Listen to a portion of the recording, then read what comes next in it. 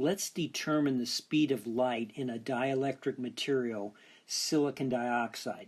Silicon dioxide is the principal component in most glasses and has a dielectric constant of 3.9. We know the speed of an electromagnetic wave is 1 over the square root of the product of the permeability times the permittivity of the material.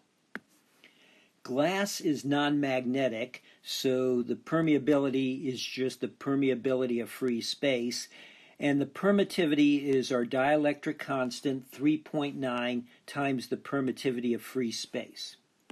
To work such problems, you don't have to go to the trouble of putting in the permeability of free space and the permittivity of free space.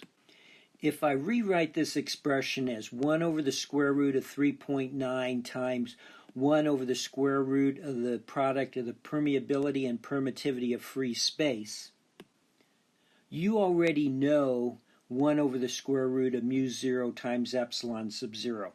That's just the velocity of an electromagnetic wave in free space, which is 3 times 10 to the 8th meters per second.